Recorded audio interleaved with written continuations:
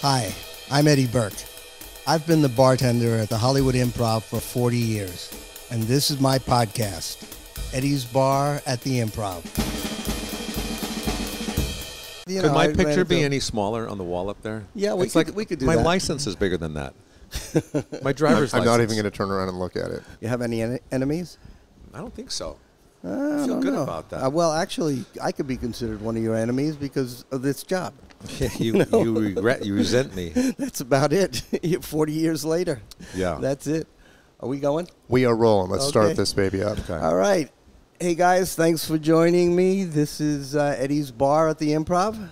And as I told you, we're going to have a lot of guests that have a lot of history at the Improv. And one that really is connected with me is someone whose job I took over when he left. A very talented comedian and actor, Mr. Kevin Nealon. Kevin. Thanks, Eddie. Yeah, and you did, when I left, you got to be a little more specific. I wasn't fired. I decided that I wanted to be a full-time comic instead of just getting up once in a while. And people kind of knew me as the bartender then. And when they saw me on stage, they go, I didn't know you did comedy. I thought you're the bartender. Well, that's Yeah. funny. It's funny that you say that because one of the things that sticks in my mind about you telling me that story at some point is that you told me you were tired of Bud introducing you as his bartender. Yeah, that's You right. know. I forgot about that. And you said, it's time to move on. Yeah, but it was scary because I was making good money behind the bar. On the 2 slow nights, Yeah. Steve Morgan, who was the original bartender when I came here, who kind of got me the job, he worked the busy nights, and I worked the slow nights. And I still made good money on the slow nights. So it was tough to kind of cut that umbilical cord and go out on the road and start becoming a real comic. And making less money. And making less money at first, but now barely making more. Yeah, well, Yeah. that's good. You've come a long way, baby. That's, And you easily slipped into my spot. And Hey. you, no problem, and I've resented it ever since. However, it served me well. And also, let's not fail to mention who worked the service bar when I was here, Les Moonves, who That's was the head right. of CBS for a long time. Yeah, I hope to have Les on. I don't know if Les is going to make himself available these days, but we'll give it a shot. Yeah, but he worked the service bar, and I worked out here. I remember him always coming out and scolding the waitresses for doing something wrong. Like ordering a drink? Maybe. Something like that. But I had so many fun nights in this place. I mean, this was my home. I used to live here. When I first moved out here from Connecticut to become a stand-up, this was the first comedy club I came to. And I walked in here, and I was sitting right here at the bar. I was sitting between Marty Feldman and Bob Zamuda, who I didn't know at the time. But he told me he was the original Ronald McDonald. And I bought Bob it. did? Yeah, Bob did. Yeah, Wow. he was BSing me. And I remember calling home the next day. Mom, I sat next to Marty Feldman and the original Ronald McDonald. So he's BSing me. But yeah, I mean, I would just come in here and I would live here. People would come out to visit me from Connecticut, and they want to go places around town. I said, I really don't know any place except for the Improv because I go there. I do stand up there. I watch other comics there. And that's my home right there. This was the place to be because I don't know what year that was. It was around 78. Yeah. Yeah, 1970, back in the 1900s. When I came out in 76, this was kind of like the quiet place to be in the sense that there was a lot of industry that hung out here. Yeah. It was, even though it was a comedy club, it wasn't anywhere near as popular as it is now. And as it grew into be, the people that were in here were unbelievable in terms of their celebrity, like you said. Oh, it was crazy. I mean, I would just sit here and I would watch, before I was even bartending, I would watch the people come in. I saw Roy Scheidner come in with Bob Fosse, I saw Timothy Leary come in here, Raquel Welch. I mean, people that I grew up kind of watching and reading about. Mm-hmm. And I'm not even to mention the comics. Andy Kaufman would hear all the time, and Robin Williams come from Mork and Mindy with his suspenders on still and go in the back and do his stand-up. And I would watch from the office upstairs through a little peephole because the back room was so packed you couldn't get in. I would watch Andy Kaufman do his washing machine bit on stage, or the Mighty Mouse, thing, or Elvis. And Robin Williams and Richard Lewis just packed the place, and Leno. See, those were the real heydays. Oh, my God. Watching all those guys, seeing them, and especially the line at the bar in terms of who was sitting here. Chris Lloyd. Chris every Lloyd night. would come in, like, Chris Lloyd from Taxi and from Back to the Future. Mm-hmm. He would come in, and he would sit at the end of the bar. It was clockwork. He'd come in about 2 minutes before last call. Always. And he'd order what? 2 wines. 2 wines, Were yep. the white wine or red wine? Yes, it was white wine. Yeah. And he would just stare ahead. Well, I'll tell you a funny story about him is that he came over to my apartment complex actually to visit Steve Morgan, and we lived in the same complex, and he was sitting out in the courtyard waiting for Steve. He looked like he was about to die, because if you know what Reverend Jim looks like, that is Chris. That's what he looks like. Yeah. So I said to him, I said, Chris, you want to come up to my apartment and lay down for a while till Steve gets around? And he said, oh, yeah, thank you. I really appreciate it. I'll go upstairs. So he goes upstairs, and I take him up there, and he lays down on the couch. And he's asleep. A couple hours later, my wife comes home, and she had no idea that there was anybody else in there. And she walks through the door and screams. And if you remember Chris's reactions on Taxi with the arms waving, he jumped up with the like, I just, what?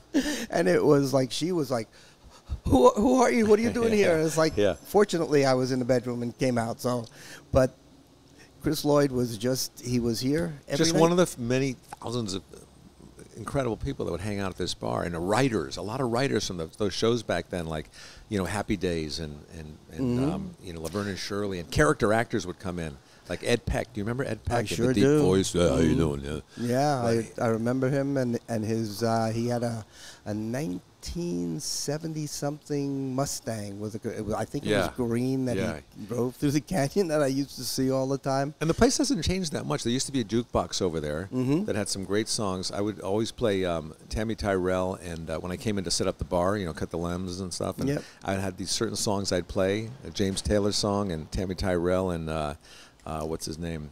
Marvin Gaye. Marvin Gaye. They did a duet. And Joe Kenny would come in and stand there, and he'd sing Sinatra songs with his beer and just be big. And then it became like a really popular dance club for a long time. For a couple of years, I think in the early 80s. We had Sunday and Monday nights. You could not get the nights in I here. bartended. Yeah. So what turned out to be the slow nights became really good nights for me. They were like the most popular going. It was popular. It was all the jukebox. It was on the jukebox, and people would come in here, and it was smoking back then, too. You could smoke in the bar. And I remember I had to leave the bar like every half hour because my eyes were on fire. They were burning from all the smoke, and my clothes stunk like smoke the next morning. And but people would be packed right across from the bar in that little room where the restaurant is, and they would be dancing and hooking up and. Well, definitely hooking up. That's I was talking about this yesterday. Back in the 80s, if you left here alone, you wanted to leave here alone. There was just no way. But I would have women waiting for me to finish bartending, and closing up. And I was really shy, and I never went home with anybody, but there would be these girls that were just waiting. I know, and surprisingly enough, when I worked, I had one or two waiting for me too. Or no, it's like it's kind of. Are you serious? Wait a minute. Hey, Stop the recorder. And it was the same women that waited for you. Probably. But but also there was a lot of like, I remember there's this guy Joey. He used to come in here. Do you remember him? I think he was an ex-con or something. I think I do remember the guy. He was like dark hair. And, Italian. And I remember him getting into a fight outside one night, and he took this guy's head and was slamming it against the curb. Oh, something he nice. learned in prison, maybe. And I said, Joe, you're going to kill the guy. You're going to kill the guy, He goes, that's my intention. That's what I do. It's what I do. Yeah, fortunately, we didn't have a lot of that. But we also had a crazy karaoke night, I think a little bit after you left. And that became like, I don't know. It became professional. I can imagine the singers you'd have in here. Oh, Tia Carrera would come in and really? Sing. And I don't even know the names of some of the others, but it got very intimidating to the people that just wanted to, go up there and make a fool out of themselves. Yeah. And so it kind of fizzled out, but it was like, you were sitting at BMI or something and listening to auditions. These people were so good. But you know, I remember when I started bartending, I didn't know it. I never bartended before. I didn't know how to make a 7-7, and I got that Boston Bartender's Guide, and I kept it right under there by the sink. If I remember correctly, I think the way you poured a Grand Marnier was with two hands. I did, because I thought my mentality was the stronger the drink, the more they'd like it. I had that college mentality, you know. And a lot of times I have people say, "Could you give me a side of like club soda?" And another empty glass, please. And I was afraid to take tips off the bar because I wasn't sure if they were leaving them for me or if that's just a change they didn't pick up. Because I remember I picking up one tip once, and the guy goes, "Whoa, whoa, whoa, that's not a tip." It was like $1. And then from then on, I would wait and watch out the picture windows to see them drive away or walk away before I picked up the tip. Yeah, my philosophy is if you're going to leave it there for more than 2 or 3 minutes, it's mine. Well, you're a pro. You're a pro. I am. It's been, unfortunately, a long time. So And Mark Leno, who was the co-owner with Bud eventually, partners, he told me how to make he said any drink that's got like a Mexican name or Spanish name to it, it's usually tequila. Well, yeah. I mean, that kind of goes. So that helped me a lot. Yeah. I still remember to this day. And then we had the old cash register that was like a manual typewriter. Oh, I long for that. And it was an antique then. Yeah. You know. Well, that's all Bud ever bought. It Yeah. was like, okay, everybody else is jumping up to like maybe automated computers or whatever at that time. No. Somebody's selling a cash register. Let's bring it in and we can use that. Yeah. It's how much did it cost? $5? Offer them $4, you know, and get it. And I remember that little waitress from Australia who was very proud of her conquest with Wilt Chamberlain. Oh, yes. She said that she went up on Wilt Chamberlain. She was like 5 foot tall from Australia. I do. I remember her. I can describe her to you. Yeah, I cannot. cute little girl. Yeah, I cannot remember her name. However, when Wilt used to come in here, and this is the truth, Wilt never, ever left alone. He always left with a woman. Well, he's known for that. I know. You know, and also I remember like the people that I saw in the back room. Carol Channing, I saw there once. Mm-hmm. Carol Burnett. I saw Dennis Wilson from the Beach Boys sitting in the back. You know, he passed away. He drowned in Marina Del Rey. But he was in the back one night. I remember that because I was a big Beach Boys fan. And he was just totally drunk, you know, sitting in the back, slumped kind of. That's what they come in for. And then because I was influenced so much by Robin Williams, Steve Martin, and Annie Kaufman, I got to meet all of them. This was like my dream because I wanted to be a stand-up. That's why I came out here from Connecticut. And I was a bartender, and I got to work in the mecca of stand-up. And I would see all these people that I watched on TV, you know, on Mike Douglas or Merv Griffin or The Tonight Show, walking in here and asking me for a wine or whatever. And I would see, like, Annie Kaufman standing out front, and I would go up to him and talk to him. Because I knew he was into meditation, I said, tell me about TM. And he would lean against the wall right over there, and for an hour he'd just stare off and just talk to me about TM. And I wasn't listening; I was just looking at the moles on his face and thinking, "Wow, that's Andy Kaufman." And then I saw, and the first night I was here, I was walking. I told you I saw Marty Feldman. I go to the bathroom, walk into the bathroom, and leaning against the wall is John Travolta and Robin Williams talking. I'm thinking, where else should I be than here? That's right. This was the place everybody and his mother used to come in here, and they still do. I would watch like all the names you mentioned, plus like if we had a benefit, Barbara Streisand, Schwarzenegger, or the 15-year. I remember it was the 15-year anniversary of the Improv, and that was the first night I saw all these crazy celebrities come in, like Raquel Welch. And I touched her on the shoulder. I was the doorman, you know, I was helping with the door, and she turned around. I said, "I'm sorry, I just want to touch you." And she gave me the dirtiest look. Yeah, well, don't touch me either. That's stuff. God, all those people that used to come in, it's funny. Even like started to say, Brad Pitt used to hang out at Happy Hour, believe it or not. I didn't even know they had a happy hour. Yeah, here. they had Happy Hour. I guess it started in the late 80s. Yeah. And he used to hang out here. Clooney would come in occasionally. I actually studied acting with George for about 2 years. He was teaching? No, he wasn't teaching. We were in the same class. Who was believe teaching it or not. This was at the Beverly Hills Playhouse. It was a. It wasn't Mark Leno? No.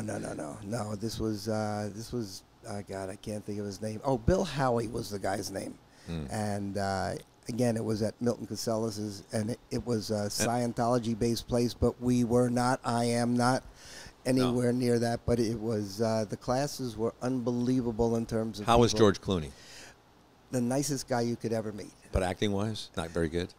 Absolutely one of the best. Really? No, he was very good. But I remember Mark Leno came up to me once, you know, Bud's partner, and he was an actor back then, and then he became a club owner, and then he got into teaching acting. And I didn't know this time, but he sat next to me at the bar one night, and he goes, "You ever think about acting?" You know, and I said, "Well, not really. I just want to be a stand-up. That's all I want to do." He goes, "Well, you ought to think about acting because one day there's a casting. Somebody from casting or somebody on a show will come in, and they're looking for someone for their sitcom, and they want you to come in and do cold reading. So you should maybe think about that." I said, "Okay, that sounds like a good idea." He goes, "Oh, by the way, I teach acting." So I took his acting class. You know, while he was here, Mark, he was still acting. He did a 2-part guest star on Moonlighting with Bruce Willis. Yeah. And is a very good actor. You know, definitely. Always. The history of the people that even own the club is just amazing. You know, I mean, everybody's involved in show business. Everybody's been either an actor or a comedian. Mark's wife is a comedian. Yeah, Joanne Astro. Mm-hmm. And they also managed some comedians. Yeah. They managed Louis Black for a while, or not Michael Rappaport. And all these people that came in here and still come in, everybody's involved in the business in one way or another. You can meet your trash man in here, and he's going to have a script for you. Yeah, you know, I got a totally, script. You know, can you read this, please? I remember the guy that wrote Saturday Night Fever would come in here all the time. Yes, and he'd have Wexler? a script. Wexler, Norman Wexler, Norman and also the Wexler. guy Larry. Cohen, Larry Cohen. Is it Cohen? I think it was. He Cohen. always had the greasy hair, Yeah. long greasy hair, and he'd get like Courvoisier. It's funny how you remember what everybody drank back then, the regulars. Oh, you know, it's funny how my life has been touched with even like this guy Norman Wexler. Yeah. In New York, he lived in my aunt's building, and he was literally, for lack of a better word, a lunatic. Yeah, he was. They had to come and take him away one day. He was throwing things out his 7th or 8th floor window. People? Yeah, well, no, those were going to be next, but it was the weirdest thing, and they took him away. Then I meet the guy here, and I'm thinking like, oh my God, is he going to start throwing things at me? And I know. And Bud would always say to me, if he comes in, don't tell him I'm here. Yeah. There's a lot of people, but had warnings out for that. By the way, you know, the format of the show was different back in the 80s, too. They would have a piano player every night. Marcel was one of them. And it would be singer, performer, singer, comic, singer, comic, Right. singer, comic. And there were comics back then were like people like Ed Bluestone, Jack Grayman. Brand von Hoffman, right? Yeah, but he was even later. But what's her name? Elaine Boozler. Okay. Jay Leno. Yes, you even go back a little bit before me, so that's like... Yeah, Glenn Super. Gary Muledeer. Wow. I remember the night Steve Martin called the bar, and I was a huge Steve Martin fan, and now I'm friends with him. But back then, I was just a huge fan, and he called the bar. Out of the blue, I picked up the phone, and he goes, "Hi, is Bud in?" I said, "No, he's not. I'm sorry." He goes, "Oh." He says, "This is Steve Martin." I said, "I was wondering if I can come down and do a spot." I said, "Yes, I'm Bud. You can come down. You can come down." Great answer. Yeah, oh, if it's you, Steve, I'm Bud. But that was the cool thing about this club. People would just drop in. I remember open mic night one night on a Sunday night.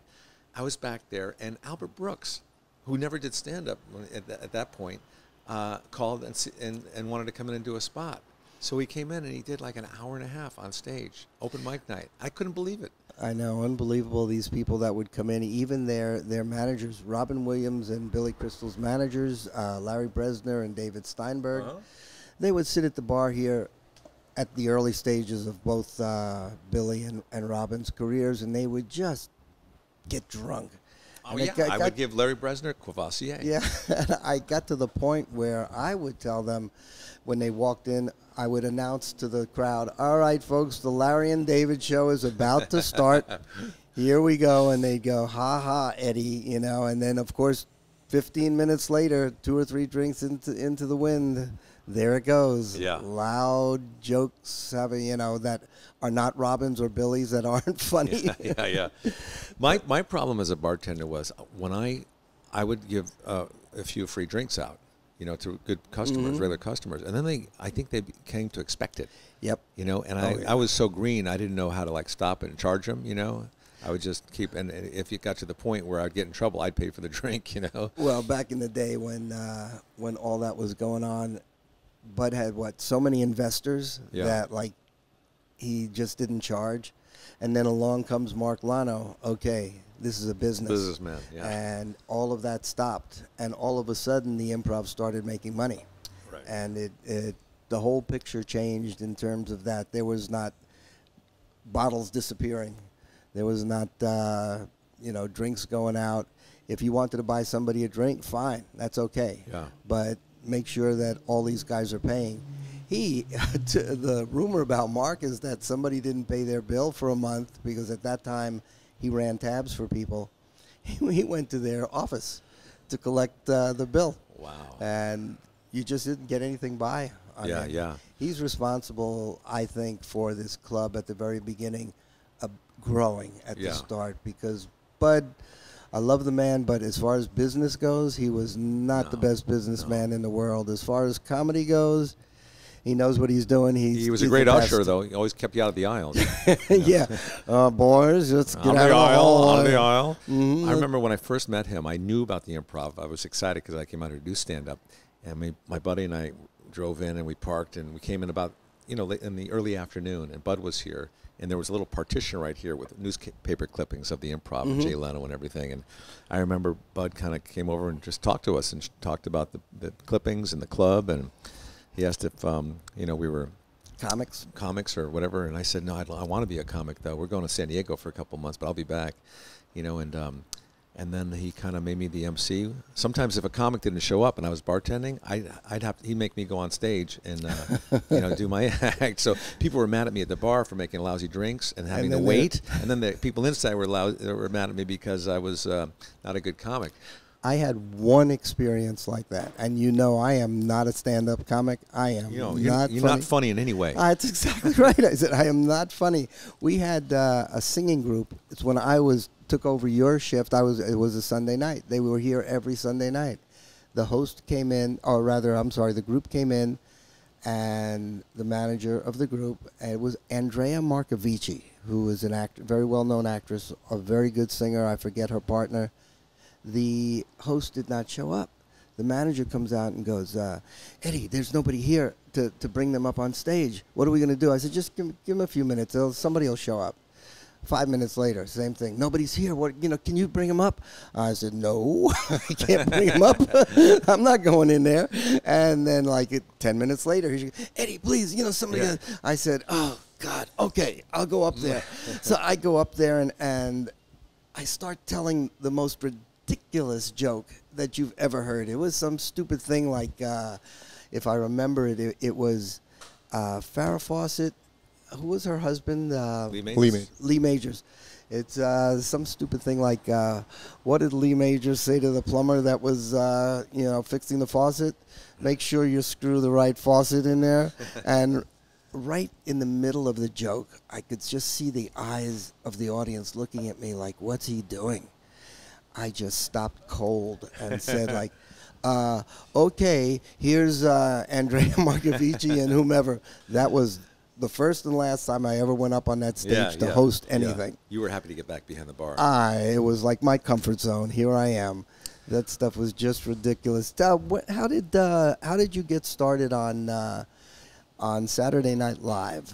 Well, I just wanted to, I'll get to that in a second, but I just wanted to say one other thing that was really kind of like one of the reasons this is my home for me is because this is the first place I ever get up on stage to do stand-up, or to try it.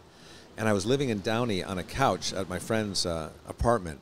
He was a substitute teacher. And he was letting me crash at his place for a while. And I would drive in here every Sunday for open mic night.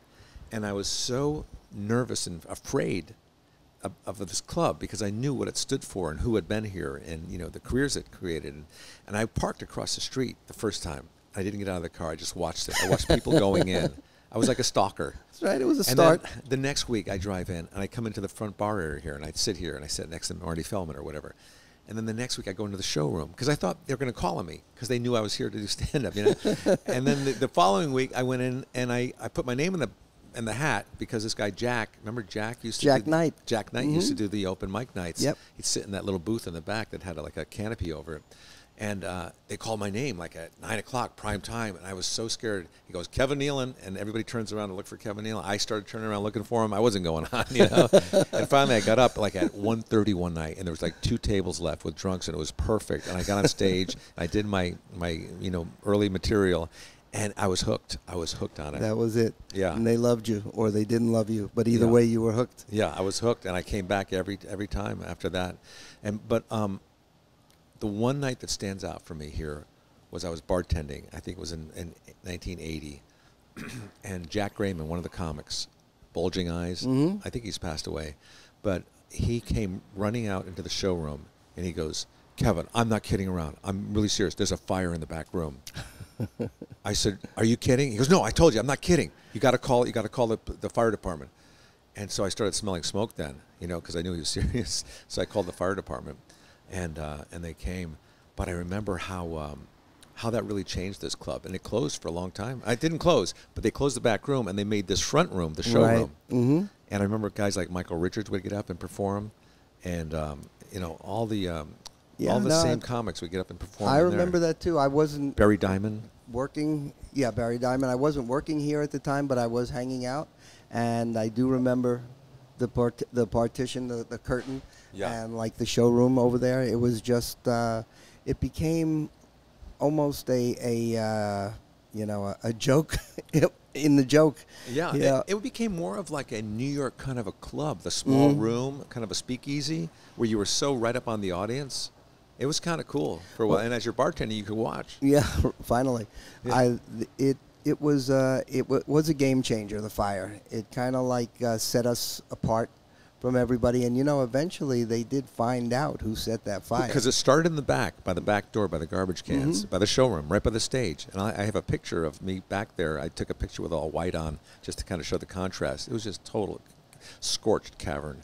Well, but what happened? Bud Friedman took a deathbed statement with his lawyer from a guy named Biff Maynard, I believe. Yeah, Biff Maynard, the comic. Yes, and Biff told him that it was, you know, I don't want to... Did he die?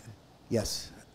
Ollie Joe Prater. Ollie Joe Prater. Who set this up, or who started the fire. But of course, you know, you stop and think, well, Ollie Joe Prater, Biff Maynard, you know, you just wonder if they were... These guys were at the Comedy Store a lot. Yes. Yeah. And if you read the book, I'm Dying Up Here, there's a little bit about that and how they mentioned it to somebody about, you know, how would you feel if the Improv burned down, and I wouldn't feel anything, you know. And so, you know, I don't know all this is total fact, but this is the last. There's a lot of theories how it burned down. There's also that Vegas theory, you know, Bud opened up a club in Vegas, and I'm really sketchy on the details of that theory, but basically the strong arms in Vegas didn't like the club being there, or he didn't pay the rent or something. That's more like it. Yeah, and then they came in and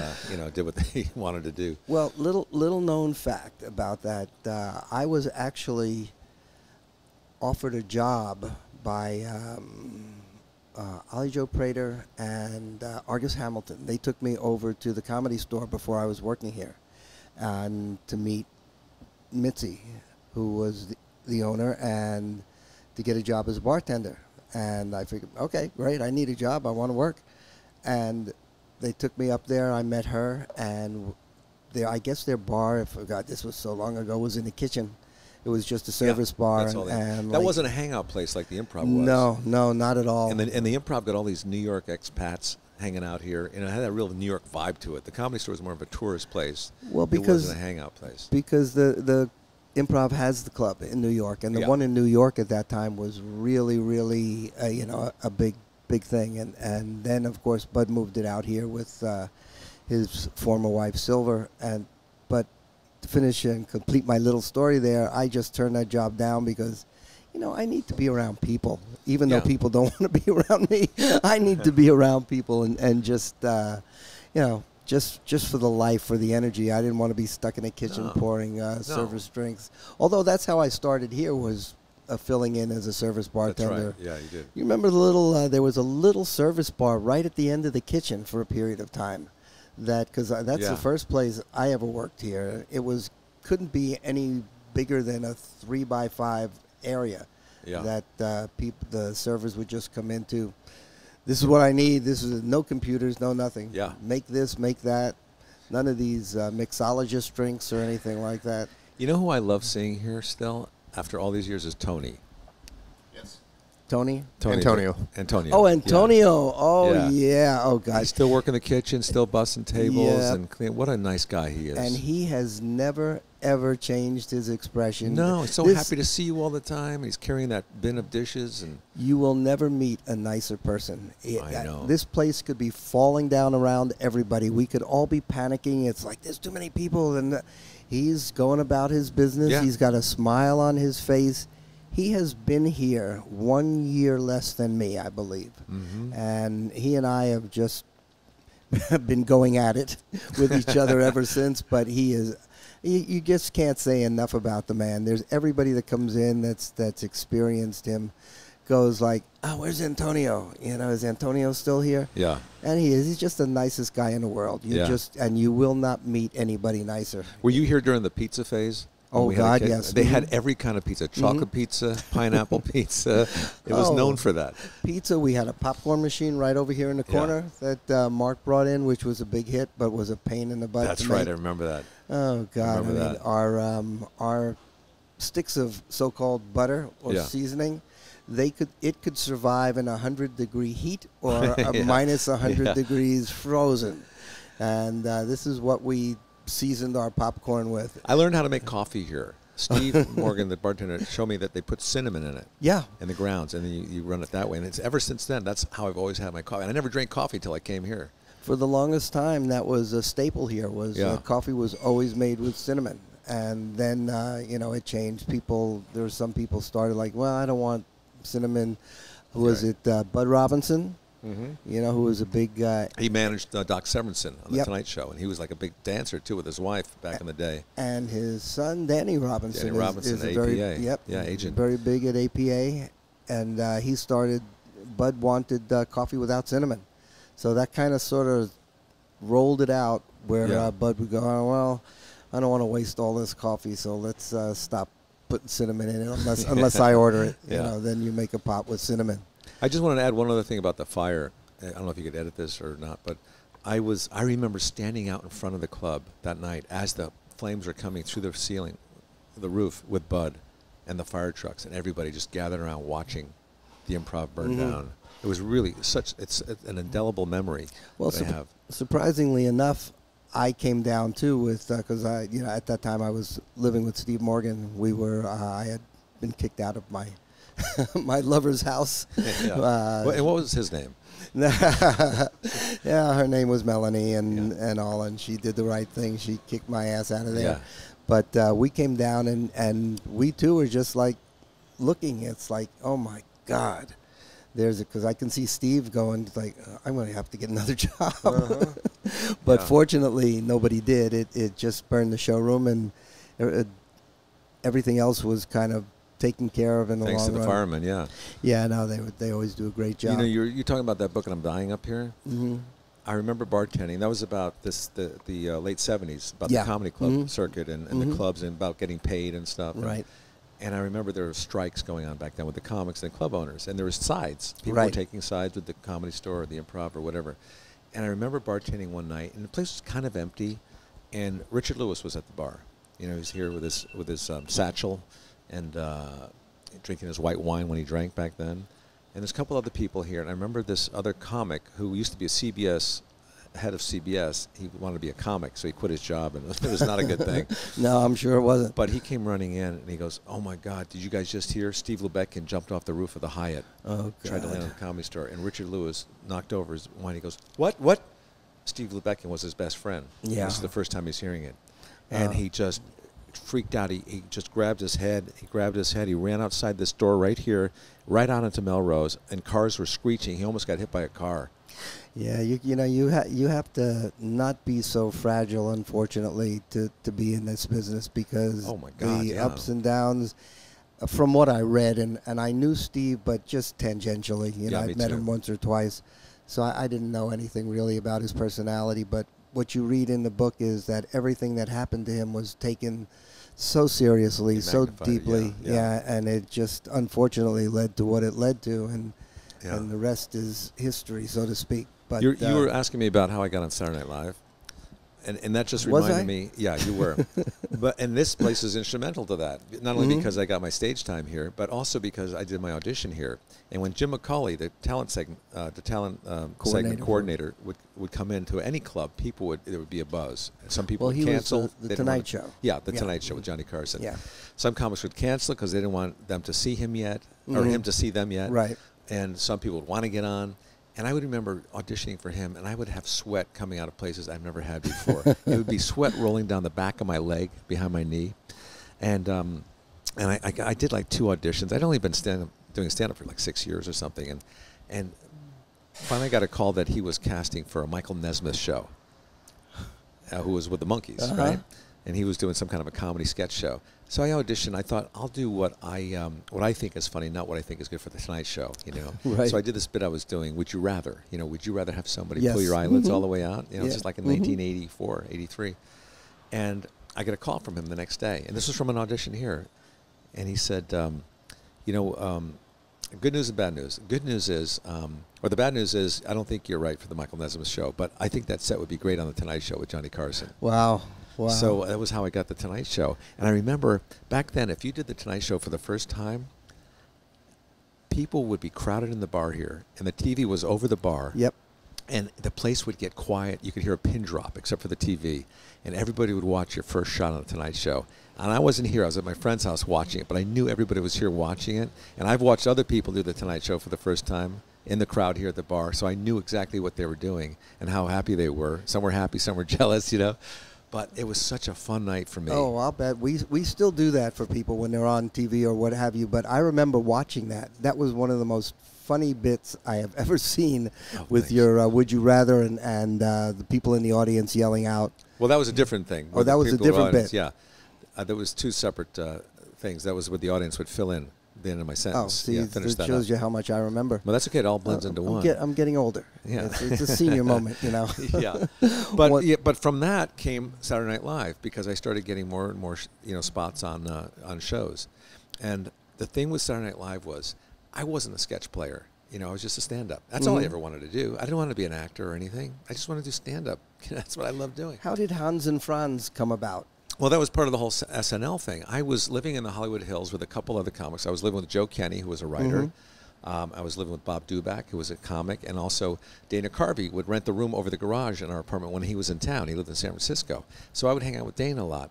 And Dana got selected to be on their show for that coming season, that fall. This is for that summer he got selected. And I was dating Jan Hooks at the time. And I was happy for both of them. They were both up for the show, but Dana got it already, and he moves to New York. And I got a call from him out of the blue. He goes, Kev, I'm out at Lorne Michaels' house in Long Island. Guess who's in the kitchen? Bill Murray and Dan Aykroyd. I said, you're kidding me. He goes, no. He goes, anyway, Lorne Michaels is looking for one more cast member. And I told him about you. I think he's going to want to see your tapes. So I said, Bill Murray's in the kitchen and Dan Aykroyd? I wasn't even listening to the other stuff because I knew I'd never be on that show because I don't do characters or accents or sketches. I'm just a stand-up, a really, really good stand-up. Yes. So I sent my tapes in. We'll take your word for that. Not thinking anything of it. And 2 weeks later, I get another call from Dana. Kev, I'm back at Lorne Michaels' house. Guess who's in the kitchen? Steve Martin. I said, no way. He goes, yeah. Anyway, Lorne liked your tapes. I think they're going to fly you in for an audition. I said, Steve Martin's in the kitchen? I never believed any of it. So I fly in for an audition. I know it's just a free trip to New York for me. That's all it is. I go up to 30 Rockefeller Plaza. I do my little my audition in Studio 8H. And I fly back home. I forget about it. And 3 weeks later, I'm sitting in front of Lorne Michaels in a high-rise in Beverly Hills. He's offering me a job on SNL. And I said, well, let me think about it over the weekend, Lorne. Because that's the way I roll, man. That's the way I roll. Oh, he goes, well, you God. think about it over the weekend. We'll see you in New York on Monday. Next thing I know, I'm at Lorne Michaels' house in Long Island. And I get a call from Dana. Kev, I'm back at Lorne Michaels' house. Guess who's in the kitchen? I said, I'm in the kitchen now, tough guy. I'm in the kitchen because I showed up. Oh, that's a great story.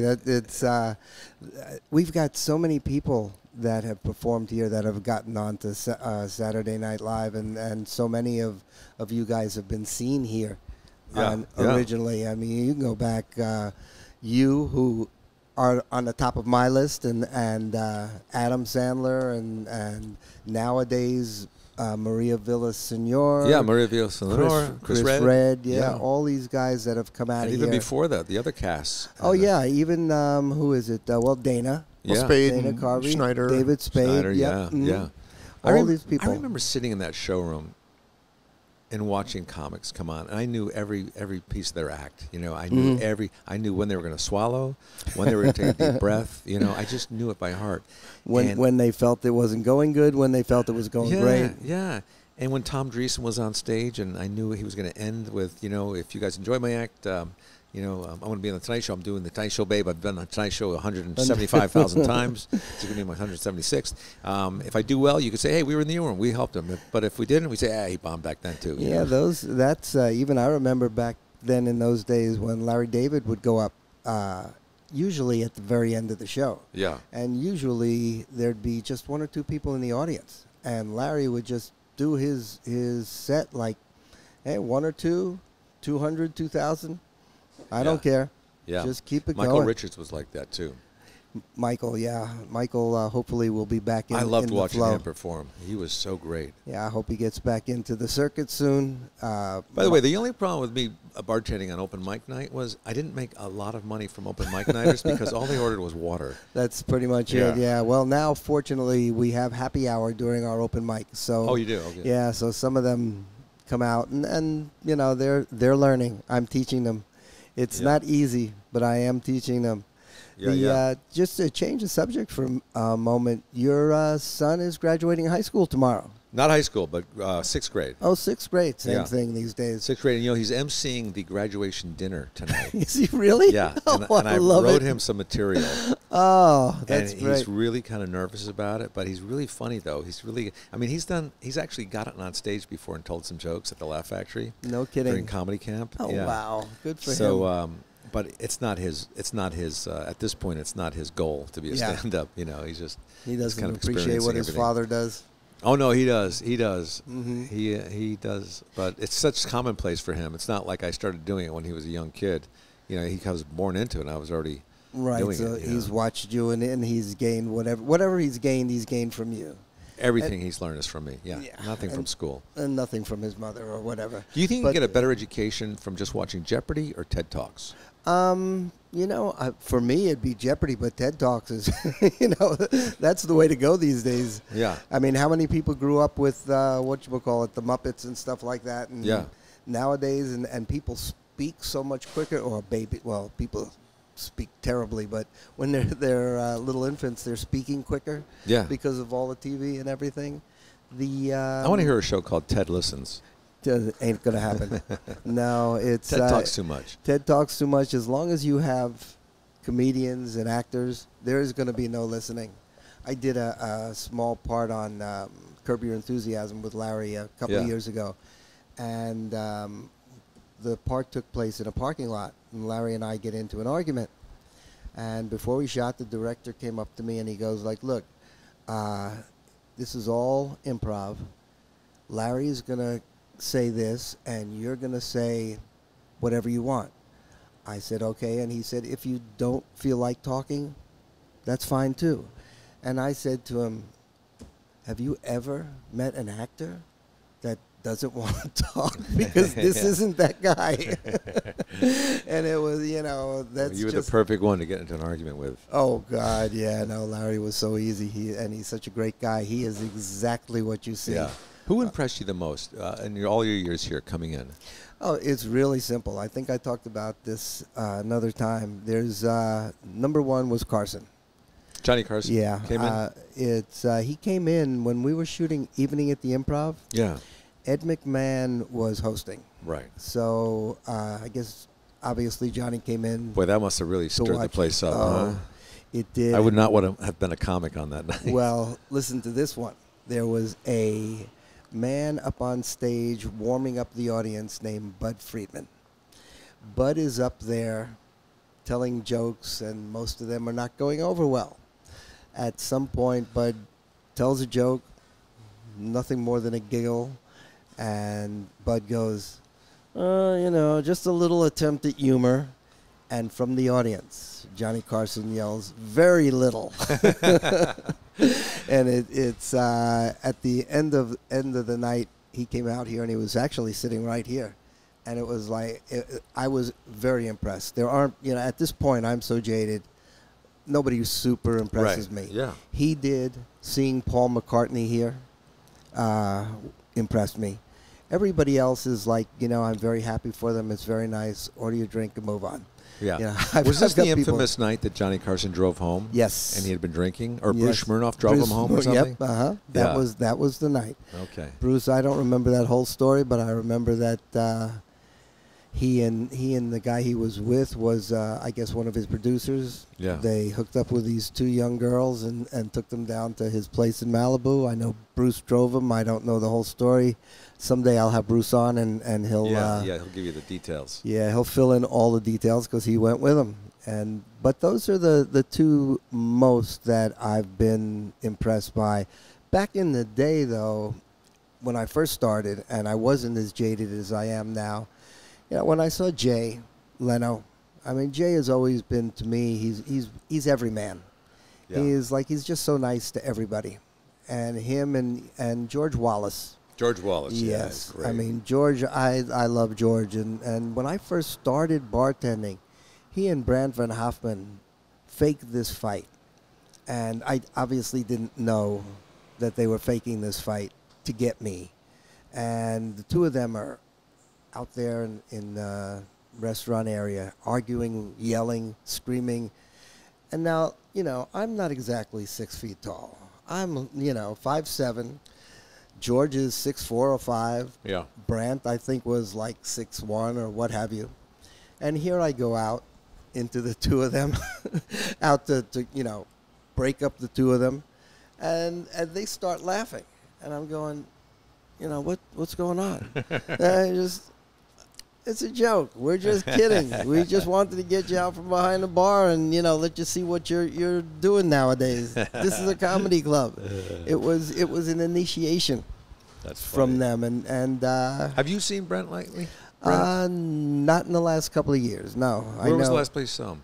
It was probably about 4 or 5 years ago. He and his brother have written a couple of books. Yeah. And Okay. I can't recall what they were about, but they were doing okay. I do not know where Brant is. At one point I heard he was kind of like living in the desert somewhere, maybe down by Palm Springs. I mean, actually in the desert, like against the cactus or something? No, actually under the sand, Under the sand, somewhere yeah. like that. But Yeah. you remember those movies. I do. I haven't seen him in a long time. George, of course, pops in. He's Yeah, of course, George, yeah. Vegas's most popular Yeah, comedian. that is true. That is true. Your people don't know either that you are a very talented actor, and you're on a couple of series. You've been on a couple of series. Yeah, I've been on lots of series. Mhm. Yeah, I had after SNL, I got a show called Champs with Timothy Busfield Mhm. that was highly touted. It was with the Spielberg DreamWorks production. Mhm. It was our first foray, I think, into sitcoms. That lasted about 8 episodes. Yeah, good. And then a couple years later, with Eugene Levy and Richard Lewis, which was cool. It was a full circle for me because I was in awe of Richard Lewis as a stand-up, and now we're on a series together. He's working with the Bartender on a TV series, and that same He's thing. come a long way, huh? And that was with Imagine Studios, Brian Grazer, and that lasted the same thing, about 8 years. That was called Hiller and Diller, with Babalu and Lowell Gans and Babalu Mandel. Yeah, they created it. And that didn't last long. And then, I've done guest stars on a lot of series, and now I'm on Man with a Plan with Matt LeBlanc Great, and that's still going. on CBS. Yeah, we're going into our 4th season. Excellent. And then yeah. I do this hiking show on YouTube, which I'm really excited about, called Hiking with Kevin. And I hike with a different celebrity every week, and I post it on my YouTube channel. Oh, wow. Yeah, hashtag Hiking with Kevin. And that's been fun. I shoot it myself on a selfie stick with a GoPro Just at the end. walking and yeah, cool. And then I have a drone that I fly around too for a segment of it, like 10 minutes, get some nice aerial shots, and then I go home and I edit it.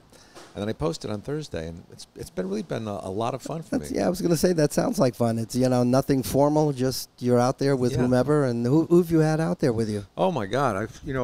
I came up with it with Matthew Modine. He's from A Full Metal Jacket, Sure. that movie, and now he's done Stranger Things.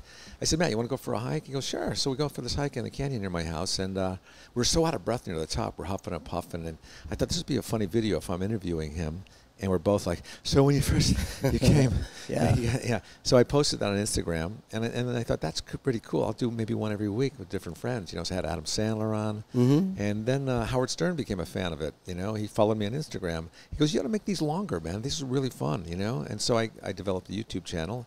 And I make them like 17 to 20 minutes each. And I've had people, everyone from like Jimmy Kimmel to Tiffany Haddish to Robert Kennedy Jr. I mean, everybody. Wow, it'd be great if Stern came out and you took him for a little walk. I mean, I was in New York a couple months ago, and I hiked with Colin Jost from New York, from SNL in Central Park, and I hiked with Lin-Manuel Miranda in the Heights up there. Oh, that's great. That's really interesting because it's so informal.